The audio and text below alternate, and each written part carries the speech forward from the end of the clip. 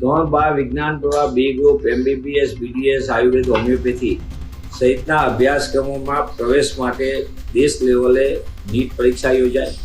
આ પરીક્ષામાં 22 લાખ કરતાં વધુ વિદ્યાર્થીઓનું રજીસ્ટ્રેશન, ગુજરાતમાં 85,000 કરતાં વધુ વિદ્યાર્થીઓની પરીક્ષા અને આ પરીક્ષાનું પેપર લીક થાય એટલે કે આ 2026માં પ્રથમ ઘટના નથી। અગાઉ પણ પરીક્ષામાં 4 વખત અલગ અલગ જગ્યાએ પેપર લીક થઈ ચૂક્યા।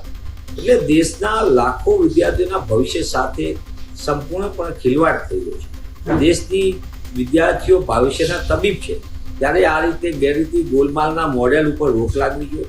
મેં દેશના પ્રધાનમંત્રી શ્રી કાયમ પરીક્ષા પે ચર્ચા કરે છે, ત્યારે પેપર લીક ઉપર ચર્ચા કરીને સખતમાં સખત પગલાં પડે, જેથી કરીને ભવિષ્યમાં આવી ઘટનાનું પુનરાવર્તન ન થાય। 2024માં પણ મેં આ માંગ કરી હતી, સંસદના પટલ ઉપર પણ માંગ કરી હતી અને ફરીથી કોંગ્રેસ પક્ષ તરીકે અમે દેશના પ્રધાનમંત્રીને પત્ર લખ્યો કે સમસ્યા ક્યાં છે, કઈ રીતે પેપર લીક માફિયાઓ બેરોકટોક વેપલો કરે છે અને દેશના વિદ્યાર્થીઓના ભવિષ્ય સાથે રમત રમે છે।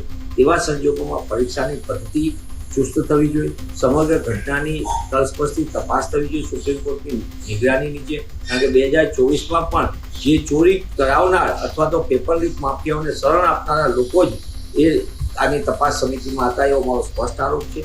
એવા સંજોગોની અંદર CBI તપાસના નામે લીપાથોપી કરવાની જરૂર નથી, પણ ભવિષ્યમાં આવી ઘટના ન બને અને દેશના બાળકોના ભવિષ્ય સાથે ચેડા ન થાય તે દિશામાં સખત પગલાં ભરવા કોંગ્રેસ પક્ષ તરીકે અમે પ્રધાનમંત્રીશ્રીને વિનંતી કરતો પત્ર લખ્યો છે।